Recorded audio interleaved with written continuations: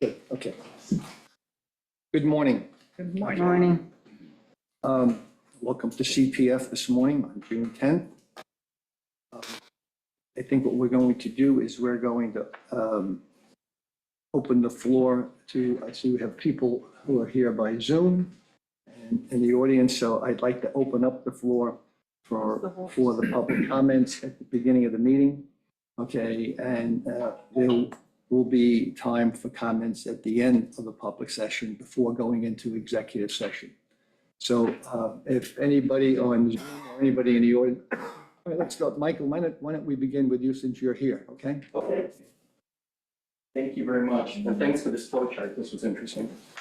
Mike Gaynor, 8 Povitz Lane, and my question was, and it's relevant to this flow chart as I'm reading it, has to do with appraisals, appraisals specifically. So this was super helpful. In 2019, you folks purchased a 16-acre parcel of property with the development rights from Sylvester Manor Education Farm.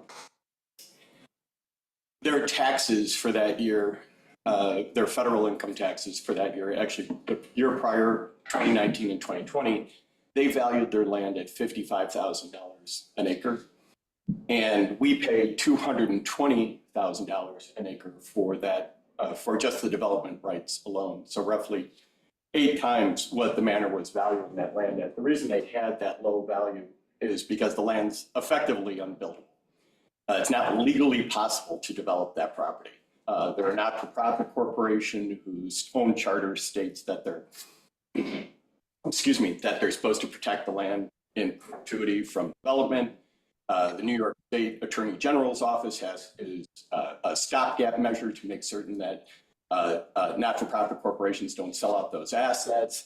When that property went through that process, as I'm sure you now know, they didn't get that approval.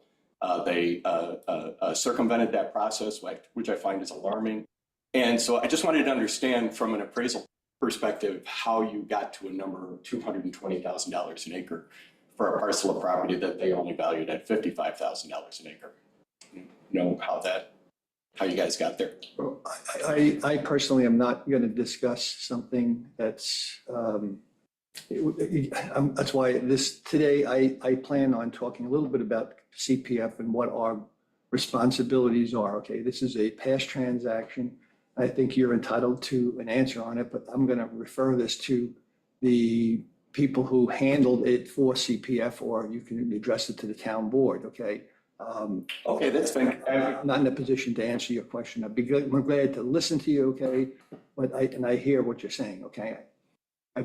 Could you at least respond to the thought process behind that? Like how, I mean, you folks are all very hyper intelligent people. We all are inside of this room. And really, relative to real estate, we all own multi-million-dollar parcels of property on this island.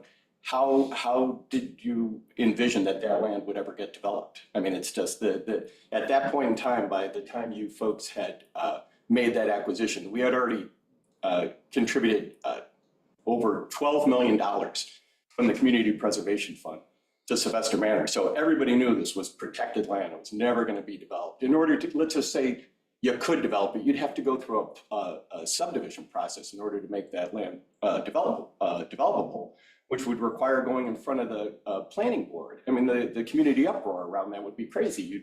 In order to make developable lots inside of a AA zone, you have to have 160 footage and they have to be 2-acre parcels. So it's not even in the realm of physical possibilities. That would have never happened. So I'm just trying to understand why we would have spent $2,055,000 on that transaction, but I'll wait to get your answer. So just to address this, okay, preservation doesn't have it within our authority. We don't just arbitrarily decide that this is what we're going to do. We obviously deal with legal people, okay, who we pay for this kind of information, okay? So it's not like this membership here says, hey, let's buy this thing, and we don't care about laws, okay? Of course. That's why we have our legal advice, okay?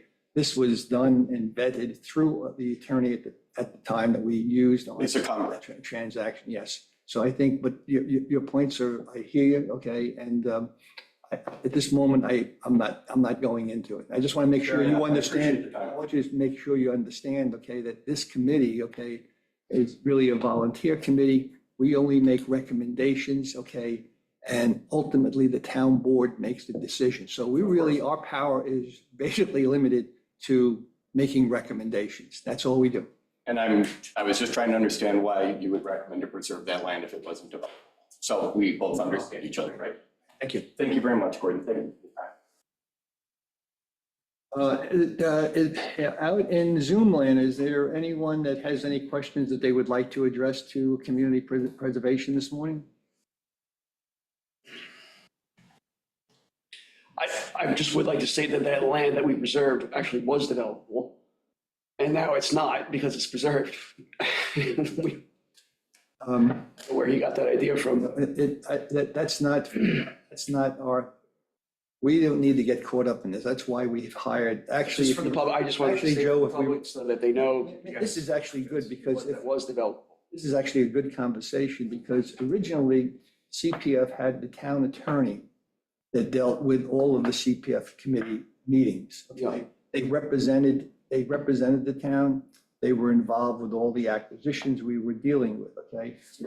It only, we moved to a different outside attorney going back in, I guess, 17 or 18, okay? Because we struggled a little bit, okay, and we didn't have the attention, okay? So that's why we use an outside attorney that can guide us and inform us in the direction we're going. We're not lawyers, okay, and all we're doing is we're trying to do the best for the community, okay? And we have to take our advice from the legal area. If we're doing something wrong, they're supposed to tell us this is not allowed, okay? But, all right, let me just continue here, okay? I think that since there's no more comments, okay, I'd like to just take care of some normal paperwork, okay, which is basically looking at the minutes from last month, okay? And if there are changes or something that didn't fit correctly, maybe I'd like to get a motion to accept them. But if anybody needs a few minutes to take a look at them again, we can do that.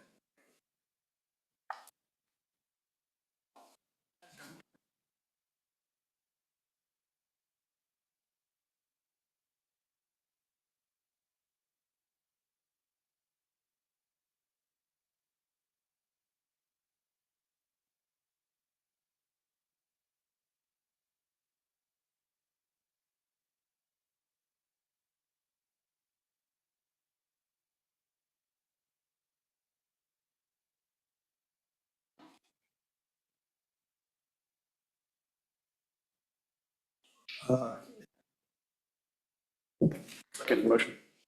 Let's get a motion on the floor. I make the motion to approve them. Can we get a second here? Yeah, second. Okay. All right, all in favor? And thank you for the person who did the notes. They're very well done. Okay, let's get into the financial aspect. I think, Jessica, you can put that slide up so everyone in the Zoom land in here can see our,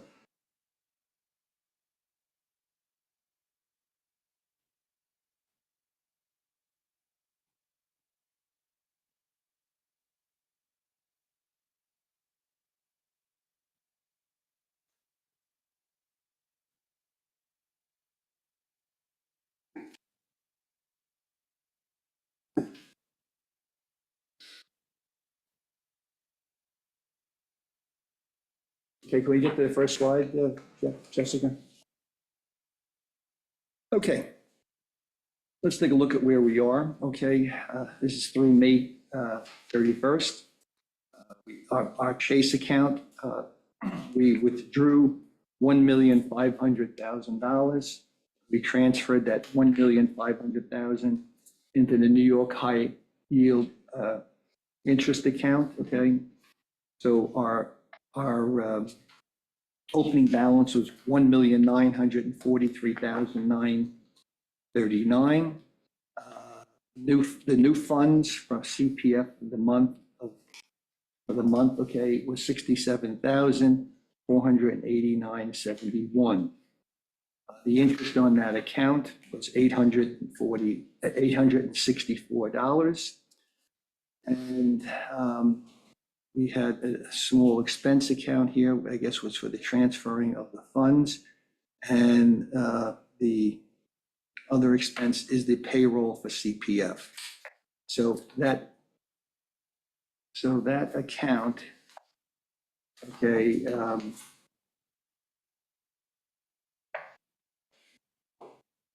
that account closed out I'm sorry, I read it wrong. Okay, that account closed out with 511,440, okay, in the Chase working account.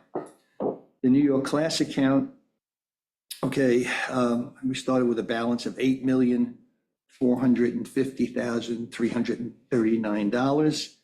The interest on that account this past month was $43,825. And you can see the deposit there in the account of the $1,500,000. So the closing balance in our New York Class account is $9,994,164. So our cash on hand at this particular time is $10,505,605. Now, in the past, we always did this, a table to separate what WQIP was entitled to. So we don't do that at the time it's already being done, okay? You see can we go to the next slide?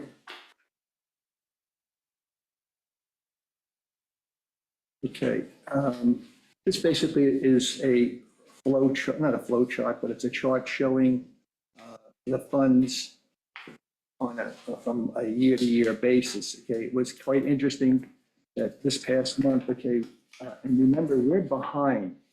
Okay, so we really only have funding, these monies that are shown there in the right-hand column at 2024, okay, are only showing the monies that are collected for this year so far.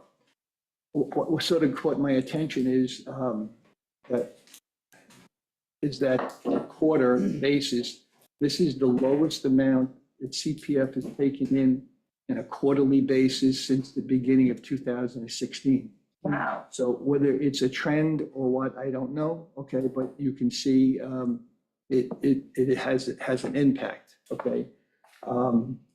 Jessica, could you go to the next slide? I've asked for this type of a breakdown. This is, I'm just reading from the thing. I don't have a copy of it myself. Okay, let me take out this, okay. So basically, I'm doing this because the checks come out, the check comes from CPF as a one check, okay? So the check that was received this month, okay, was for $105,452,000, okay? The first line is really less the community housing amount, which is $21,090. And WQIP, out of our check of the 84,000, they received 16,872.43.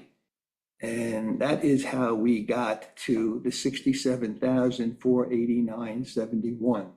Okay, it's just to me, it's just a handy reference so we know where we are, what we've been doing, and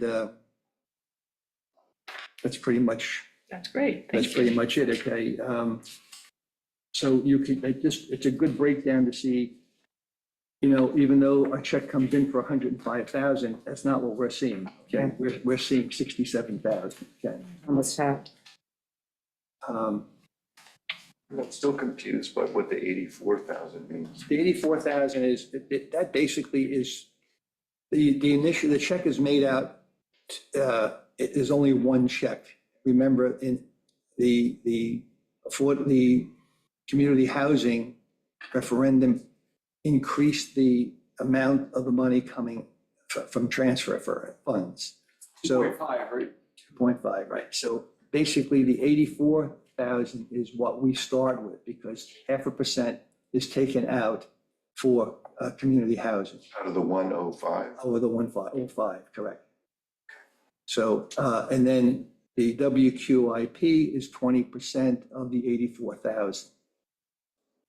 Okay. Okay?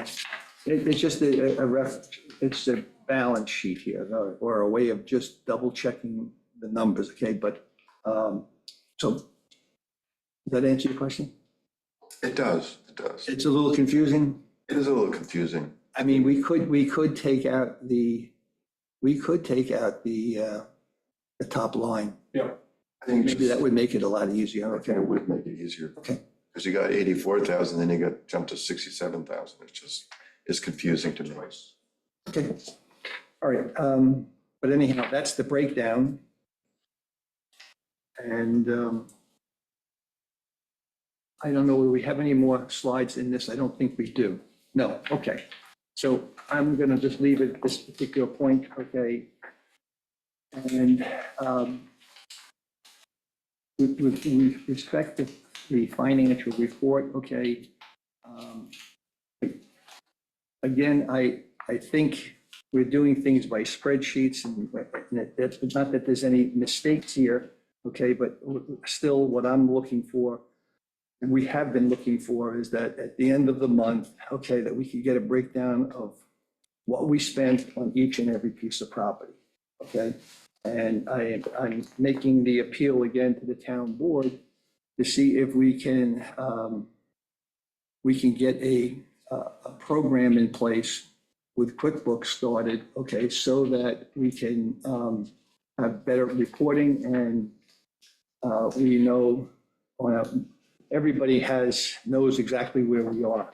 What I'm not showing of that 10 million, is I'm not showing the commitments that we have made, meaning we still have monies that are outstanding on West Neck Preserve. Really? Okay, for Nelson Pope, okay, so that's really like a liability. And there'll be more things like that we should be taking into account. Okay. Want an update on that? Big one? Did you want an update on that, the QuickBooks endeavor? Yeah. Jess and I were discussing it last week. She's gotten to the point in her training on all of her committees. Okay. That she can now start to move into training up on some other things. And so I don't know where you stand with getting QuickBooks uploaded or accessed on your computer. You were gonna check into that with. Okay, perfect. So super excited to start working with her on Yeah, this. it's good, Amber, because this way, we're not dealing with, not doing with spreadsheets. And this way, everything can be pumped out from QuickBooks, and this way we know what our cash balances are. And it also gives us an ability, if we want to know what we spent with a vendor, let's take somebody who did some maintenance on the, we can always pull up that vendor, and then we see how much we spent with them on a year-to-year basis. It's just a good way of reviewing it. And we're also going to set it up by classes or properties, so we can Yeah. see for stewardship plans, how much is being done. And it makes it easier also for how we are with our budget. Okay, when we present the budget for CPF, which is usually, I think, in September, this way we can follow it as to where we are, what percentages are, and so forth. I think it's just good.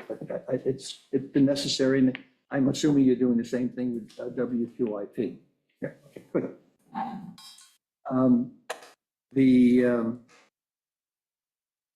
So we have two separate bank accounts, okay. The audits for CPF funds, okay, are for the year 2023 are forthcoming. So we'll have that in a very short space of time.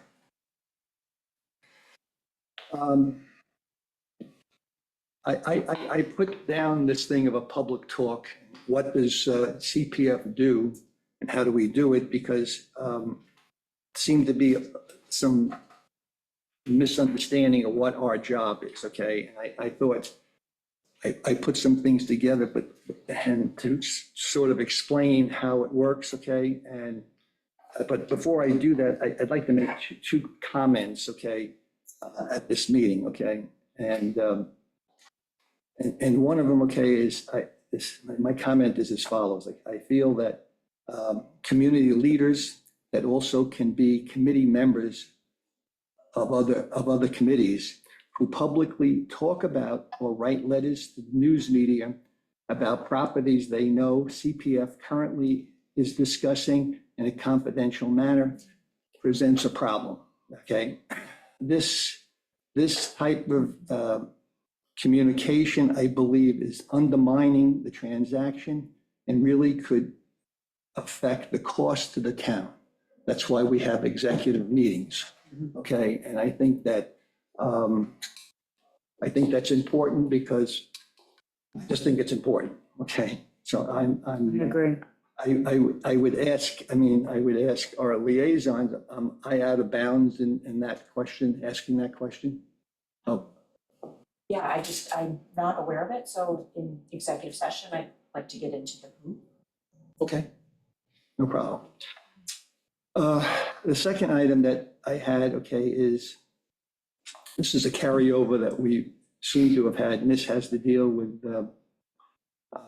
should the CPF committee be informed of actions or activities occurring on CPF properties, or is that not necessary?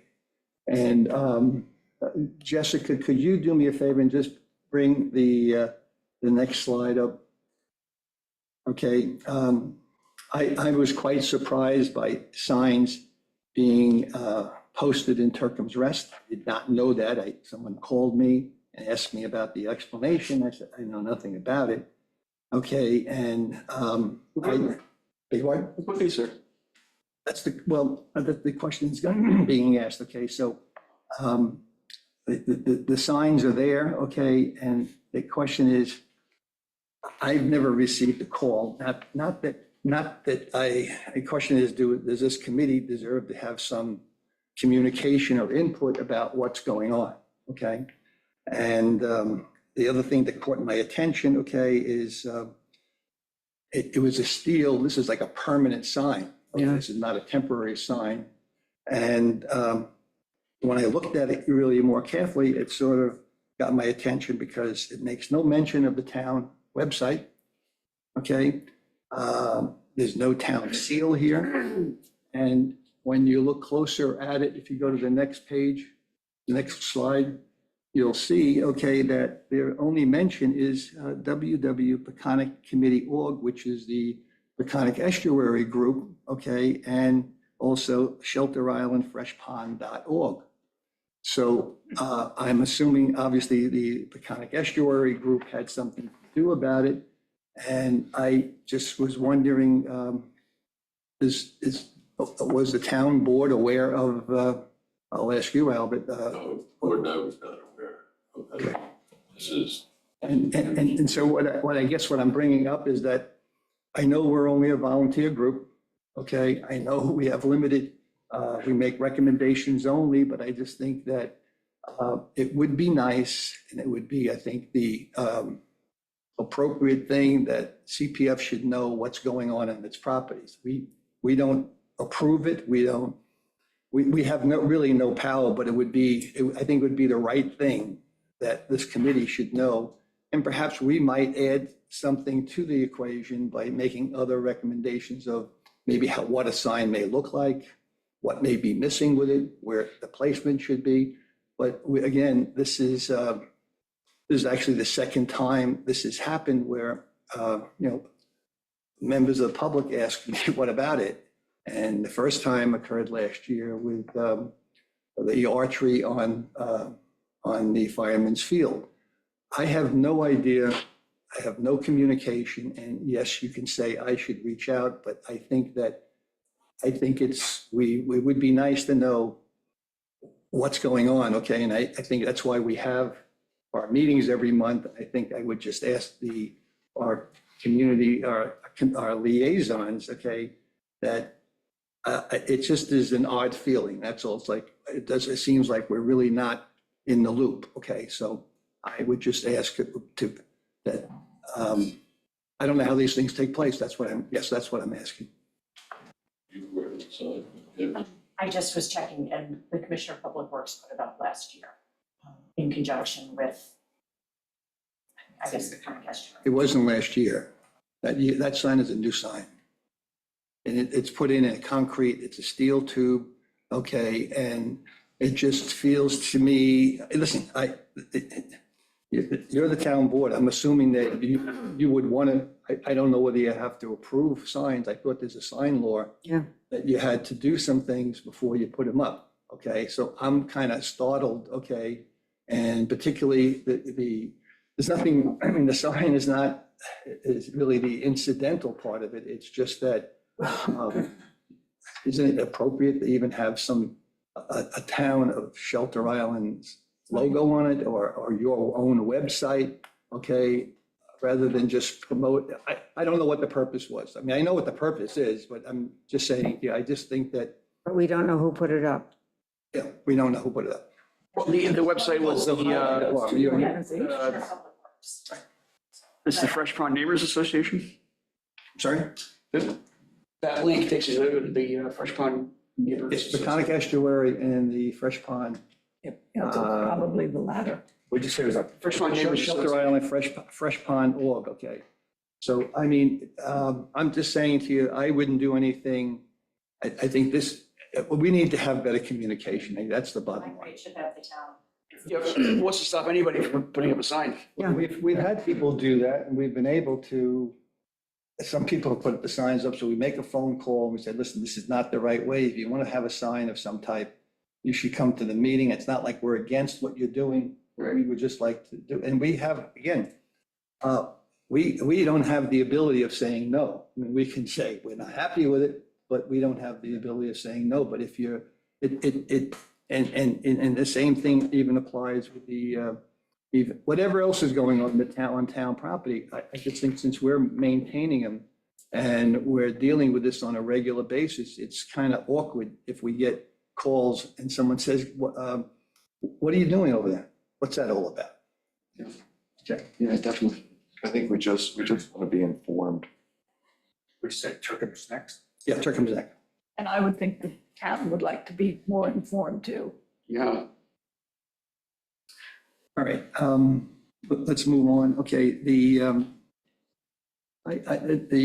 I wanted to talk about CPF because there seems to be a misunderstanding that, and I get phone calls, you guys are holding things up, okay?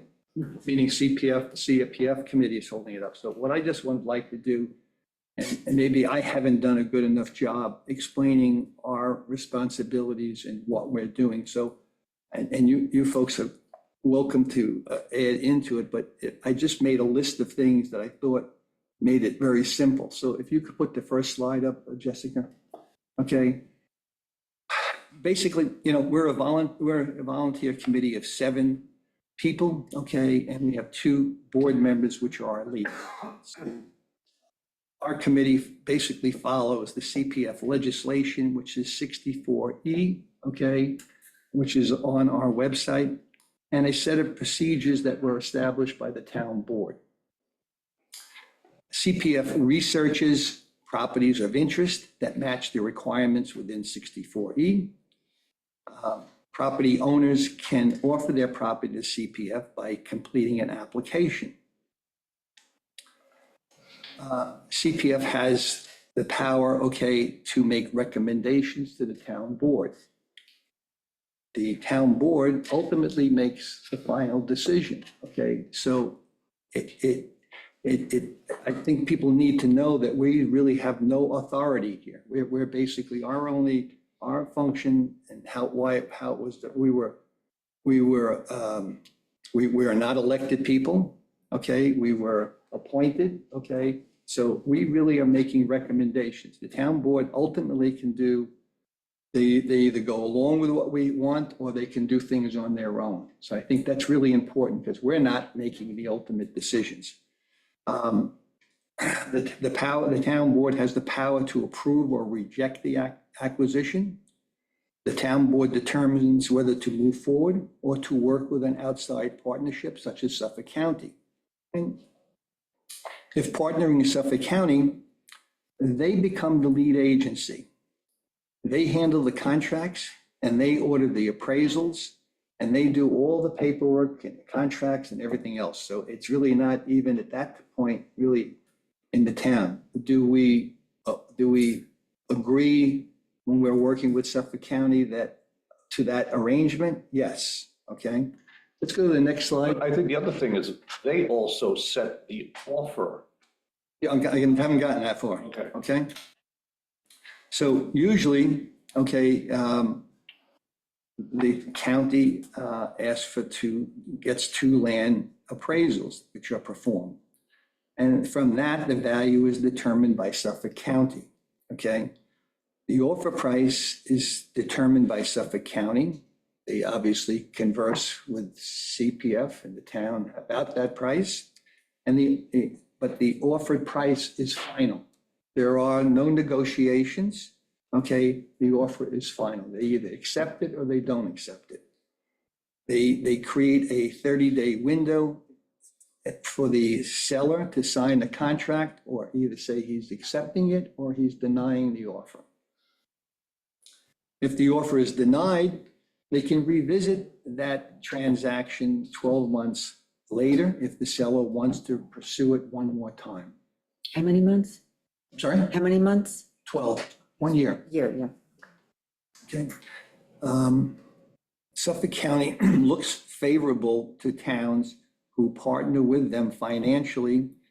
And when the town or the municipality, like Shelter Island, okay, will assume the stewardship of the property and the maintenance of the property. That they like that, and I think we're one of the few towns that do that for them. Okay, so that's why they've been very receptive to what we're doing. All land purchases and expenses associated with CPF preserves is paid by the transfer tax, meaning it's not borne by the residents of Shelter Island. Okay, all committee members are volunteers and receive no remuneration. The expenses from the committee town clerk payroll, the audits, work performed by the Shelter Island Highway Department, or any other expenses are paid with CPF funds. Okay, so what I'm saying is that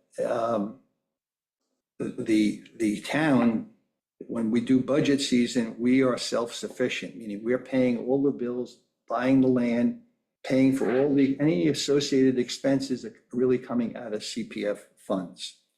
I didn't mention how in the past, we've done certain transactions alone, okay, where we, as CPF said, well, you know, that we wanted to pursue it and buy it as a town facility, okay. I gave everyone a copy of this particular sheet. I don't even know whether I have it up there or not. Oh, there it is. It's on the screen. So it's a very slow process. Many times it takes long time. Legislative, you got legal, and really sometimes it's a two-year program. So it's really very, very time consuming, okay?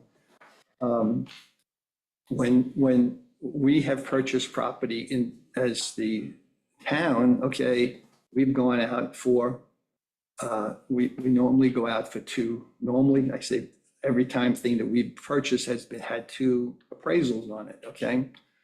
And we always encourage the other party to have an appraisal, and we only do appraisals when we know that there's an interested party and we are not talking apples and oranges, okay? We've had come back and we have reviewed it, we've revisited it, and we make every attempt to try to make a transaction work, okay? I'm just mentioning this, I probably left some things out, but the most important part is that we make recommendations. We don't, it's like when things don't happen, it's not like we have the ultimate control of this, okay? When we purchased the Sandra O'Connor property over on Nordstrom, we did not go it alone. We did not go it partner with that because it was of utmost importance because there was something pending at that particular time. And we were concerned that that acquisition would be lost. Okay. that was closed basically in a 90-day period. We can't do that with some of the things that we have with, when we are partnering with Suffolk County. Guys, did I miss anything on this? I don't know if anything you can think of that I probably should include. I guess the most important thing is CPF, we pay the cost to the residents, to the taxpayer.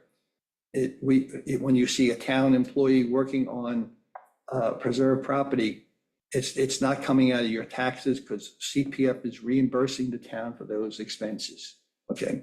Our attorney is reimbursed, okay, from CPF fees. Okay. So it's not like it had been in the years past where the town attorney did work for CPF.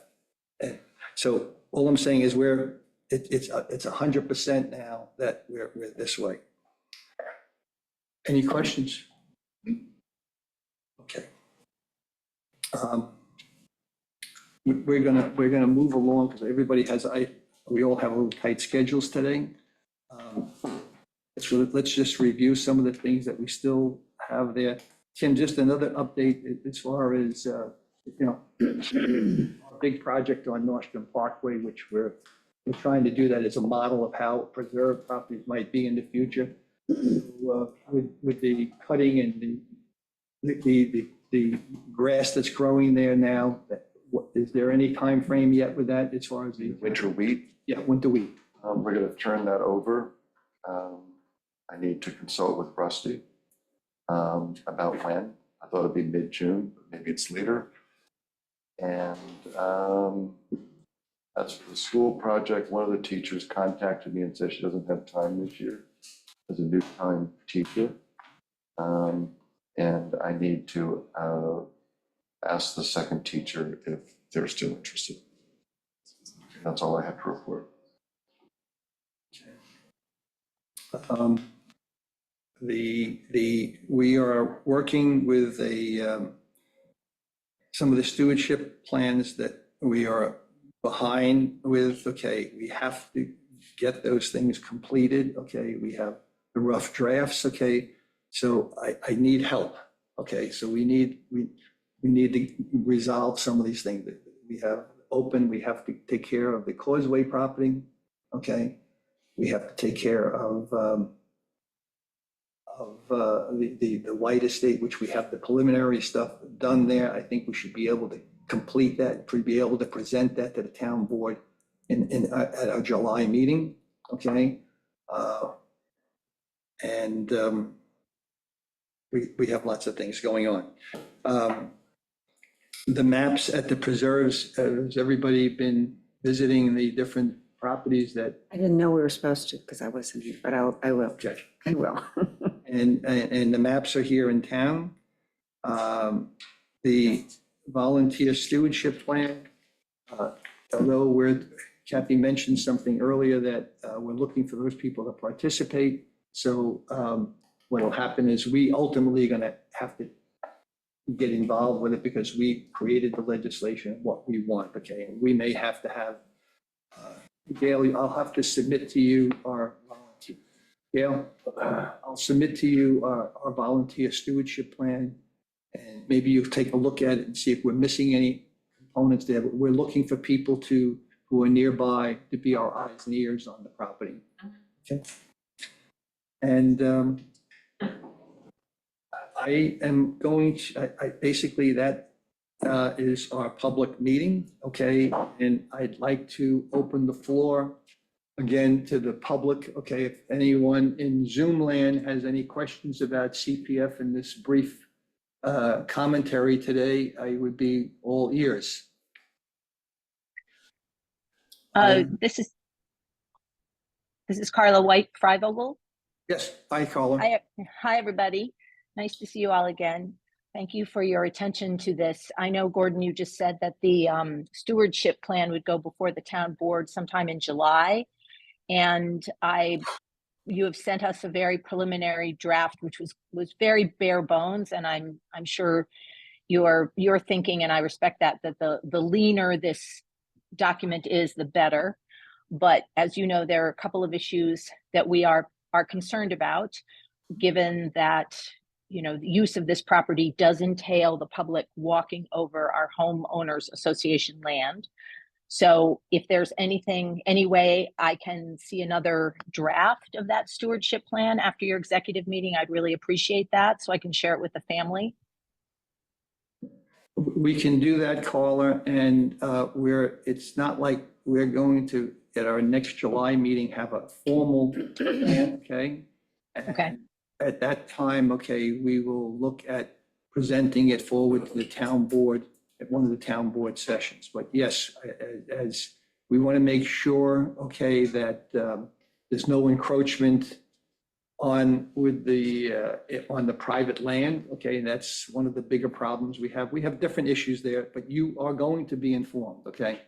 Okay. We're not doing anything behind any closed doors, okay? You will know exactly what we're doing, okay, how it comes out. Okay. Got it. Thank you. Thank you. Anyone else in the public? Julie Lane, you have any questions with today's meeting? Okay. And on that note, okay, if there's no further comment, are there any new subject matter, any new business that anyone would like to bring up? Well, it's silly, but, well, I'll do it in executive session. Okay. If not, can I get a motion to close the public meeting? The motion to close the meeting. Okay, all in favor? Aye. Okay, let's do it. We have an executive agenda.